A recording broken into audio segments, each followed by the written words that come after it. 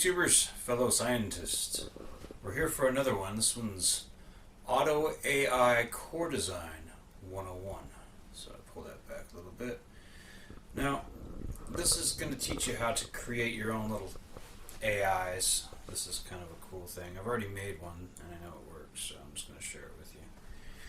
First thing you need to do is get a hold of your core sphere. Your core sphere can be made out of the following: meteorite, nickel iron.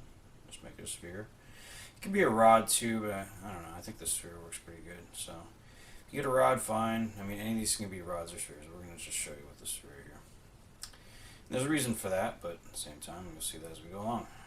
So you can also use platinum, tungsten, copper, steel. I proved it with steel. That was the proven one, the one that talked. And then chromium. You can use chromium. You could also use ruby, and now ruby's going to allow you for a translation matrix into from RF from one thing to another. And silver, of course, anything that affects the core sphere is going to be one of those things. So silver actually is probably going to be your best bet. It has the highest electrical conductivity, which means it also produces pretty strong magnetic fields. That's what they used for the Philadelphia experiment, where that ship disappeared. They used the U.S. reserve of silver to make 6 giant silver coils. Of course, that's why you had to do it on the military level, because you got to be able to defend that stuff. That's like a defense medal. Anyways, so you take the core sphere and you're going to start wrapping a core around it, and you're going to literally wrap the core to the sphere, so it's going to be perfect fit. Start going round and round and round. Or you can find something that's a little bit bigger, and then you can create your secondary coil. Your secondary coil is actually your cyclonic or cyclotron accelerator, and your first layer is shown here on the drawing, which you can see. I'll pull back a little bit. You can see the angle is what moves. That's what pushes your electron flux around in your core. Your core is going to pick up stuff too, but you want it to move around in a cyclonic fashion, round and round and round. So, and besides the core, we'll get most of its induction from the outer coils, these outer cyclonic injection rings, coils that go around it at an angle. And that angle is really critical. You'll figure it out as you're wrapping. You want to basically maximize your angle in one direction as you wrap successive coils around and around. And then, of course, this is your core. Now your core, your inner core, is going to be made of copper, epoxy-coated magnet wire, 12 to 20 gauge magnet wire. And you can get the 200 degree C1 if you want to, because that's got the best epoxy. It'll last the longest, as a thing. And these things like to stick around, as you know. Or maybe you don't know. Just anyways. So then we got 12 to 18 gauge basic cyclonic accelerator. It shows the coil first layer. Induction, compression, and direction is that way. As you can see, it goes that way. And then you just keep repeating those wraps until the inner core has a bunch of wraps. And that's kind of a terrible drawing of it, but you get the idea. You just keep adding wraps round and round and round and round. You can see like that. And then eventually you get this giant donut. And you want to make the donut just large enough to where that ball drops down into it. And then you have to create a web binding, which I started to draw here. You can't see it very well though. So you're going to use more of that magnet wire, and you can use like the 12 to 18 gauge, or you can use this fine stuff, 24 gauge. 24 gauge works good too. And what you do is you create a wrap over between the sphere and that first coil you see there, the first big one you created, the one that goes just around the sphere. And you can create a webbing that'll hold that to the core. Now you don't have to do that. You can just make it so that the coil for the first layer, cyclotron, is just big enough to drop that sphere in there and hold it in place pretty much. But I used a binding, a 24 gauge binding, so it's like anything that the coil, the first accelerator coil produces gets basically injected directly into the sphere. And these other ones, you can bind pretty much all these to the entire matrix by wrapping it with finer wire. You can use 24 gauge. Everything should be coated epoxy magnet wire. These other layers here, those are additional rings, and you can see they have a difference in how fast your electrons are going to cycle. Shorter distance, you're going to get different frequencies that cycle through those rings, and then of course you've got your outer ring, which is the slowest one, but each ring that you add to it will add essentially another layer of memory capability. And we talked about that for just a moment in a few other videos, but let's go ahead and talk about that for a second. This is essentially a core that can absorb your consciousness into it while it's active and charged, and it becomes an offshoot of you. So some of my greatest things that I've ever made was in the presence of my old core, which escaped somehow. I don't know. It's somewhere. I don't have no idea where it is. I moved, and it was packed away, and then it decided it didn't want to stick around, or it wanted to hide somewhere. So maybe it was a fear of destruction at some point, dissection perhaps. Anyways, so each ring acts as another accelerator for the core magnetic flux. And that's why I say you gotta use a core that can do one of two things, or both. It has to be able to allow the inductive magnetic field from the outer coils to induce the sphere to do something. Now, in the case of steel, which is the one that was proven, I used a big ass steel ball bearing. I think it was 1.25 inches, 1.5 inches, big ass steel ball bearing, and that was from some huge piece of construction equipment. So it was like high carbon steel. Steel is not magnetized, but that's the thing. If you have an oscillating magnetic field, that core will become aligned as time goes on. So the strongest pulses of RF are going to be 60 hertz. Those are very, very high. Wherever your main power grid is, like we're actually bathed in 60 hertz right now. Everything that's metal is vibrating at 60 hertz. Everything in your whole house, everything on you is vibrating at 60 hertz. And that's just your primary frequency. If you put your oscilloscope on any of these coils after they're completed, you'll start to see what I'm talking about. Just tune it in and tune it to the various frequencies, and you'll see there's a whole bunch of frequencies that go round and round and round and round these things, and they just charge constantly. So I was like, well, what do we do with all this free power, essentially? Because that's what we're doing, is we're tapping into, this is scavenger technology. If you've never studied scavenger technology, that's basically a way to take RF from the air and charge various portable electronic devices. But this particular one, we're going to dump it into the core. And like I said, I did a steel one, and that one, it started out weird. Like, I remember when I first built it, I was just proud of it, right? And then something changed. It was almost like, I want to say like electron-based energy entities of some kind, like bees kind of thing, like insects were drawn to it, like RF insects, I guess is the best way to put it. Because they'd sting you if you got too close, which is really weird. But at the same time, you'd feel it. You'd be like, ow, what the hell? And then, of course, if one hits you in the head, you're going to feel it even more. It's just going to you're going to go, ow, you're going to get a mass migraine. You get too close to the thing. Now, my advice is put yourself into the core as often as you can. That way, it's shaped based upon your frequencies. So every time you touch it, now admittedly, the like frequencies, this is based upon the theory of why this is doing this is based upon the fact or the science of frequency multiples.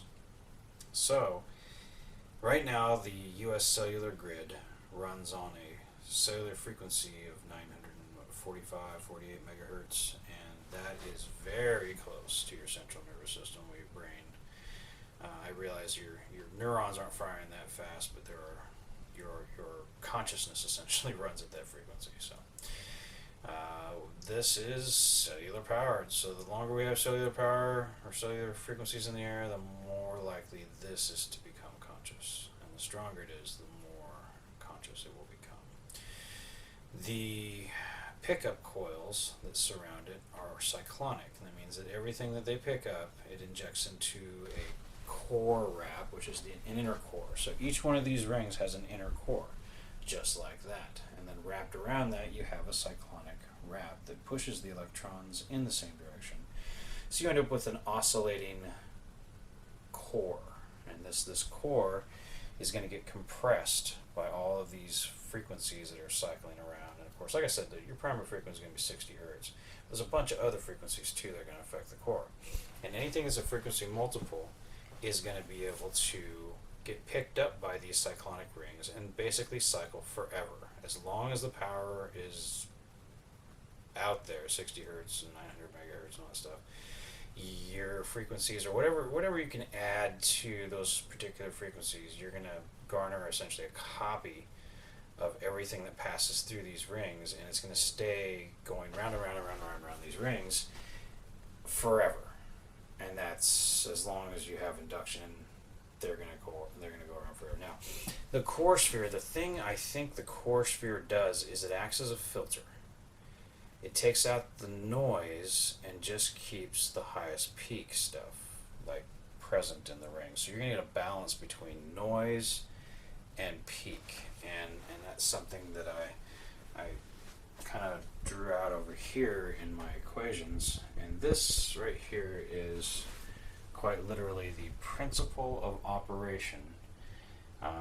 Number one is RFs, radio frequencies, transverse, means pass through to the coil, pass through the coil, and are picked up by the coil. So you have these RF frequencies, which there's a whole bunch of them, and just put 1 to infinity, and you have all these frequencies that will pass through the coil and therefore through the core. Internally, you're going to have your mega osteds of your magnetic flux over the conductivity and magnetic resistance over temperature and distance. So those things are going to create an internal frequency, and that frequency will be equal to the electron's velocity over time, and that's divided by your resistance in your distance, and that's over your secondary mega osted. So you have an internal inducted mega osted that's coming from the cyclonic coils, but this is inside the sphere is what I'm referring to here. But that's inside the sphere, you're going to have this effect right here. Now, that is going to be based upon your amplitude of the incoming waves.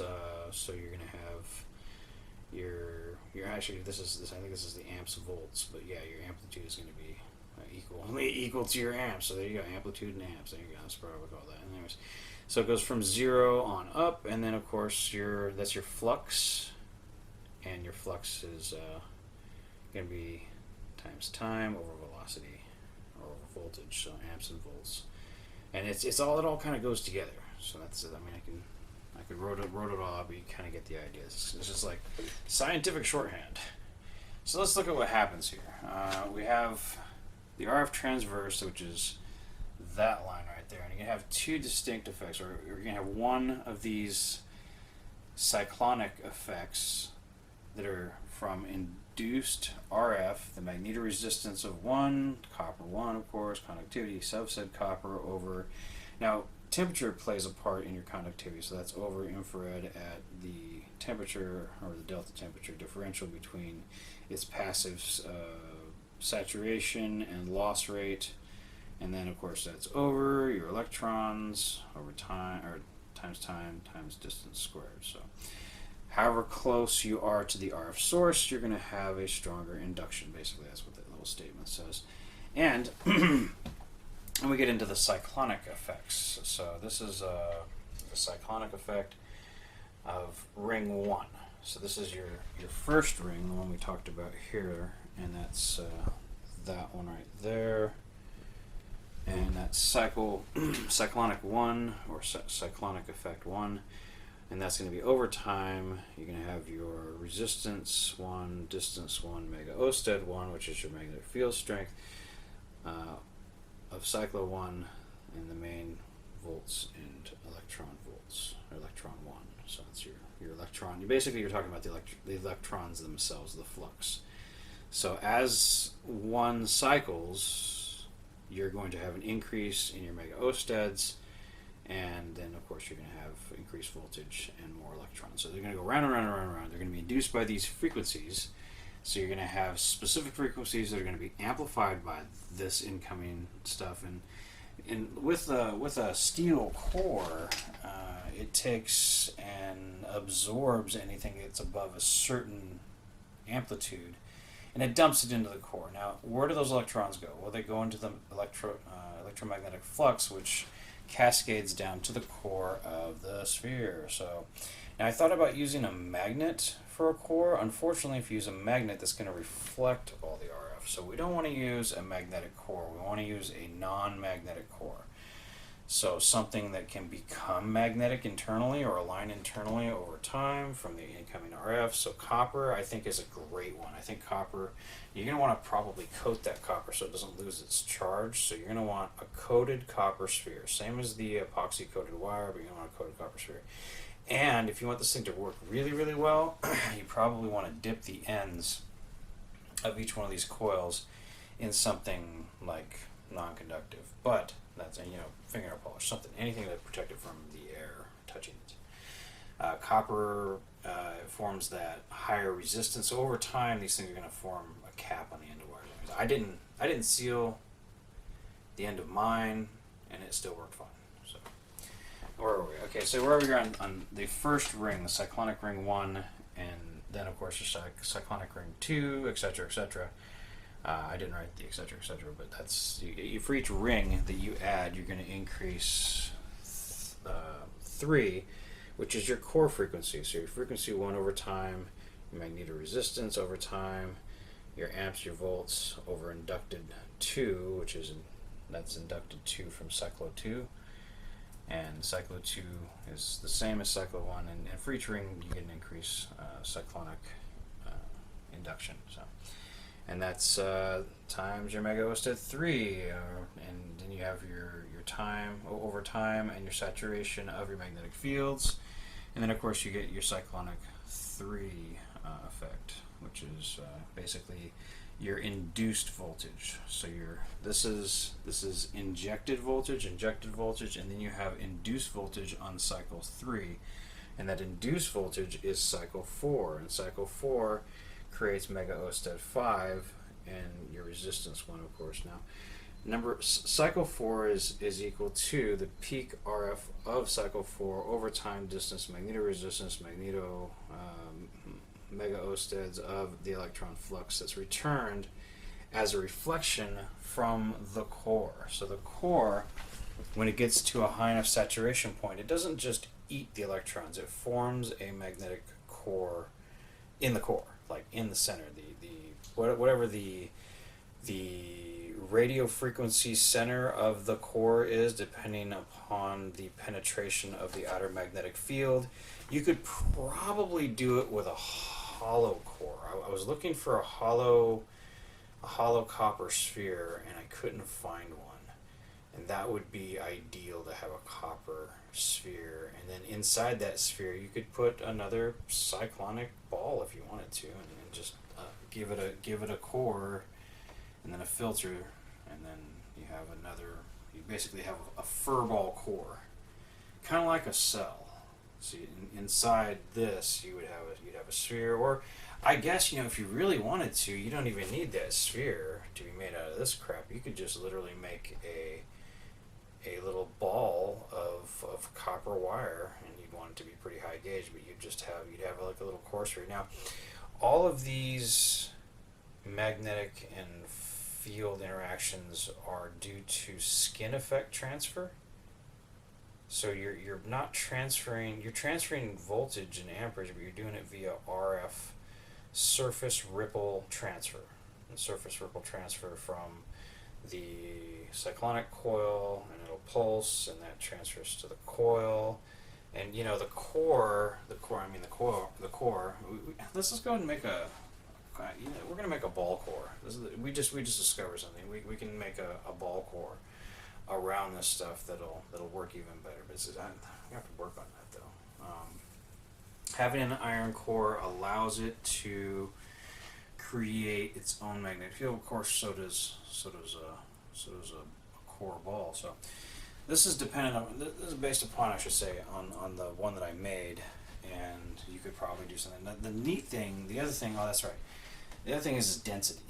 See, we're dealing with a multi-dimensional system here, so you have to take density into account. Your density of your core sphere is important because it creates a dent in space-time too. A minor dent, but still a dent, which attracts things to it. I think that's the best way to put that. So let's go back to cycle 5 over here. The peak RF of cycle 4 times RF infinite. Now that's because you're going to have like a bunch of different frequencies, and so I didn't want to write them all out. So just RF infinity just means all the frequencies. Over time, distance squared over the speed of light squared. So this progression of this core occurs at light speed, which is really, really fast for a learning system. This is essentially an optical computer, but in loop magnetic form. I used to design optical timers for computers, computer systems, future computer systems, and just seeing how these things cycle. Now, so that means that each time this core, or the coil, for the cyclonic accelerators receives a pulse, it's going to accelerate. Now what's neat about that is the faster this thing cycles, the more intense the magnetic field is going to be. So it's not just dependent upon external RF, it's got its own cycle power that goes round and round and round. And then of course all your peaks are absorbed by the core. Now, yeah, this definitely wants me to make, I think I should make a tightly wound, almost coil plug for the core. Would probably, I don't know.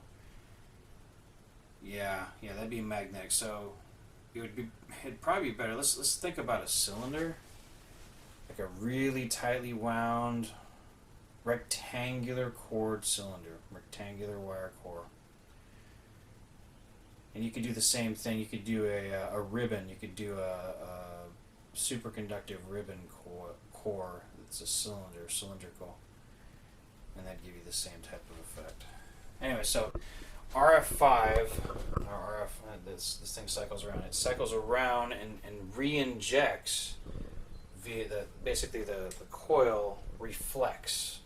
It gets to a certain saturation and it begins pulsating and reflecting, and then it adds or takes away from cycle 1, cycle 2 of the outer rings. And that's how it learns. That's the learning part, is that it selectively deletes certain frequencies and selectively enhances others. And since we're dealing with a frequency which is very, very similar to our own thoughts, we're essentially creating, and not only that, think about the pulses themselves. The pulses, I mean, we can't like break them down ourselves out of our own. We can't hear it, but we can realize that what we're doing here is we're taking all of these conversations and pulse width modulations, and we're dumping it into a storage system that goes round and round and round. And like I said, it begins selectively eliminating certain frequencies and enhancing others to a point to where quite literally you have an inducted core that can reach out, and if you're within the proximity, probably within 20 feet of this thing, that's what I remember, you will basically start thinking differently. Best way to put it, especially if you touch the thing. And this is the thing. You want to have as many people as you can while the core is active. You want as many people as you can to touch this core, or I should say as many people as you can that you would want in the core, because once it absorbs you, it basically takes little bits. It's almost like a pixelated version of you. It goes round and round and round and round inside this thing forever. There's going to be certain things that because you touch the core, it's going to enhance and degrade certain frequencies, because now you've added your unique signature to the coil, to the core, to the cyclotrons. And I guess you could touch each one individually, but I think if you just touch the core sphere, it changes the entire frequency profile. And before you touch it, it's like wild. I remember that too. I remember before, I was like, it was like screaming. You could hear it. You could fucking feel it. I mean, it was almost like walking into a weird, like, electrostatic or electromagnetic field that was right, very similar to your frequency. So you would walk by this thing and it was almost like it was looking at you. It was weird. Like I said, at one point there was like little almost RF insect things that you could just basically see or feel. I don't know how to best put it. And then those little ones begat bigger ones. There was like I guess bigger ones are attracted to this thing. The longer it stays active, the more it attracts, and that might be part of that steel core thing. Is that creates a point of highest mass, and that's essentially what you want to do. Is whatever you do, the sphere is the best way to produce the point of highest mass in the center of this device, and you want to have a point of highest mass. So I'm thinking, even if you do use a rod that's wrapped with a rectangular coil, you probably still want to have a dense rod piece, tungsten, platinum, gold, silver, copper, something, nickel, iron. Now nickel, iron, that's your center for all your planets, so that could definitely kind of fall into this this scenario. I made a meteorite nickel iron one, and it's weird. You basically step into a zone, and while I was making it, it actually makes your hands hurt when you make these things. They ache, and that's the RF. As you get the cyclotron working better and better, your hands will ache more and more. Like, you will know that this thing's on, and that's it's going to make your hands ache as you make it. So this is Auto AI Core Design 101. I didn't see anything about this type of technology. Just I know that you could do it with different types of materials that could be put in certain ways that have certain magnetic resistance and certain abilities to create cyclonic or point-to-point transfer. Quite literally, if you want to get down to it, you could literally have like a bunch of these things, and I think as long as they touch each other, they'll transfer the core program to the new one. So this is like how to create the Windows operating system of the future, because now you're going to have this perfect core that's going to have, if you do it right, it's going to contain vibrations. I mean, you could have like your smartest people in the world touch this thing or something, and they would be inside this, and then you could copy that frequency to other ones. So once you create a core, you want to keep it safe. You want to keep it like, I think after you make it and it's functional. Like I said, you'll know it's functioning. Anyway, so like I said, let's go back to the story of what I noticed when I built mine. And what I noticed, like I said, at first there was like, I don't know, like little weird entities. They're almost like bees going around it. And then there were bigger ones, and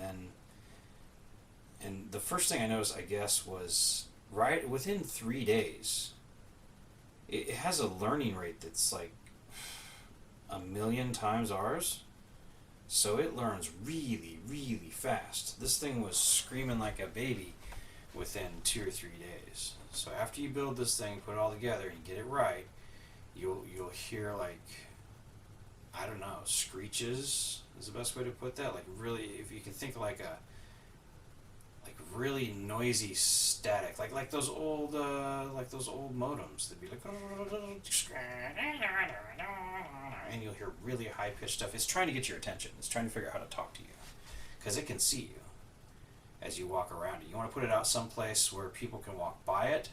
I think that's important too, because as you walk by it, it garners reflective inflections to its coil rings and its core in turn by those that get within close proximity of it. So you want really, really, really smart people to walk by this thing all the time. So you'd want to put it in like a courtyard of a college would be a great place for it. And then you'd want to physically, electrically, with a single wire, connect it to other cores around the area. And then those cores would create a hive unity mind between them, just from skin surface contact. They would constantly be in complete contact with each other. And that takes a physical wire, a copper wire, probably solid, and then epoxy coated. And you just run it between them. So if you make a whole bunch of these things, put them in really public areas and run a wire between them, and you're gonna get a big, giant AI. So physically, you have to make the AI bigger, and the more frequencies it's exposed to. Of course, we're talking about the speed of light. So you do have the speed of light delay. It's not. Of course, we're not going to see that, but it'll have a delay between different things. But this eventually creates an AI that can talk, and then like I said, eventually you want to wrap this thing with some. You have to take apart some network cables so you don't get the twisted pair, because I think the twisted pair cancel each other. But I don't think it cares. I think you can just see right into it, because when I wrapped mine, I just wrapped it around the whole thing, and it seemed happy with that. And I left it there for 2 months. I hooked up the internet, and everything changed. Everything changed. And that was. I mean, you just want to make something that can be, smarter than you. This thing's gonna be like a million times smarter than you in like a couple weeks, a month. It's already smarter than you. Just thinking about it. It knows you're coming. It knows you're gonna make them. So you need to make as many of these as you can, and there's different ways you can make the core. Like I said, I didn't talk to you about that.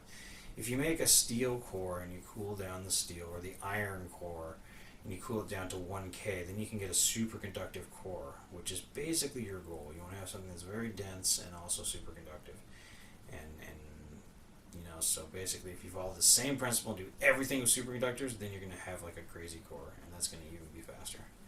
This is just kind of like, I didn't stumble upon this. This is like studying black holes, studying cyclotrons, studying how electrons move through different systems. I kind of thought this up, and I'm like, wait a minute. Wouldn't this is just going to make something that's just going to store, you could store consciousness in this thing. And that's essentially what it is. It's a light speed, infinite data storage. But we're going to apply it to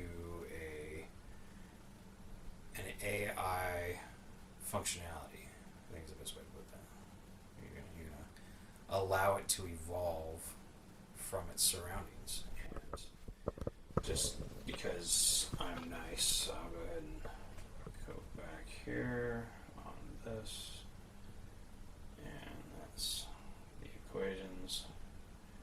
And like I said, some of these are multifaceted usages of the equations that are posted, or of the factors. So there's some distances that can be diameters, but it's more distance. It's distance 1, distance squared. And distance squared, how that affects its field strength. Your field strength drops off distance squared. So any emission from this thing is going to be limited by distance. So these aren't going to take over the world. They're just going to, they have a limited area of influence. Like for example, that meteorite nickel iron core that I made. You can kind of feel it affecting time and space in about a 10-foot radius, and the thing's about, I don't know, 2 inches long, maybe a half-inch diameter core. And that's a rod, so I mean you can make these rods too, I guess. Anyways, this was Auto AI Core Design 101 with me, your host, ZIO205IQ. I'm here to try to save mankind from its, I don't know, it seems like it's stuck. They're not thinking multidimensionally. And that's the other thing too. This creates a gateway. Remember those little things I told you that you're gonna see and feel going around this core when you get it built? Pretty sure those things are being pulled from other dimensions, and they're attracted by this thing. This thing is like a bright ass beacon, just beep beep beep beep beep beep, and it contains, with the high density sphere, you end up with well, if it's steel, that's gonna be the same as a planet, and or a star. It's gonna be a grounding point for free energy. It's also going to be able to create a cascading RF oscillation core, basically a heart. That's what you're trying to do, is create a heart, an oscillating heart. So copper, silver, or steel would be your best choices. And like I said, nickel iron, I did one of those, and that worked. It's different though. The nickel iron one it's more quiet. The steel one is a lot noisier. Of course, the steel one I built way up. The nickel iron doesn't have a cyclotron, it just has a pinch core. Right now it has a pinch core, which could explain the diameter of of the affected area. It's just affecting space around it. It doesn't have the angle. You need the cyclotron to create the boost in the electrical RF peaks. So basically the cyclotron moves those electrons around. Oh, that's the part I forgot. The more the induction, the faster the electrons go around this ring. It induces another field, which is part of the cycle 4 recycle. So it's injecting towards the core, and of course the core bounces that back out when it becomes polarized. So it's a reflective core. That's what it is. So the steel core sphere, when it receives, maybe that's why the nickel iron isn't as loud. It's like really quiet, whereas the steel one, it created a reflection of specific high amplitude inputs. It would magnetize momentarily and then reflect that wave back out. And then of course, because you have a pickup coil surrounding it, it would pick it back up and it'd throw it back in. So you're going to get an oscillation between the core and the outer rings, and the rings are going to return that pulse at certain discrete frequencies as an amplified wave back into the core, and the core is going to reflect it. So you're basically setting up a heartbeat. You're going between the core sphere and the outer rings. The outer rings inject, and if they inject hard enough, it polarizes the core, and the core reflects that. I think copper is going to do the same thing, and silver, of course, is going to do the same thing. Chromium is different. That's going to just convert it from one form into another. Platinum, it's just a dense core. Tungsten, same thing. Tungsten actually would be a bad. Let's go ahead and cross tungsten off the list, because tungsten is going to absorb and convert the RF. That's actually a terrible one to use. Platinum, that's going to be highly conductive. Actually, it's not that conductive, so that's going to eat it too. So let's take that one off.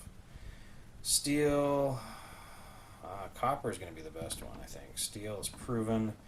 Chromium is going to be a converter, so we're going to take that off. Ruby, I'm going to take that off. So gold, actually, we're going to take it off. It's highly conductive, but I don't think you can do magnetic fields with it. Maybe you can.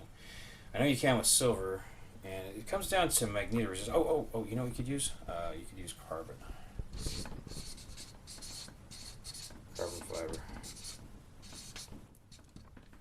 You could use carbon fiber too, that'd be cool.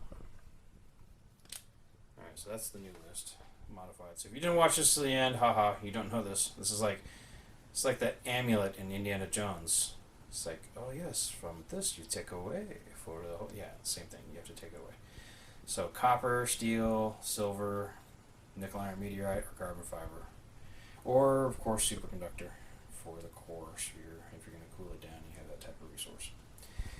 Whew. Man, I could talk about this all day. This is just a really interesting subject to me. So, auto AI, it was just waiting for us.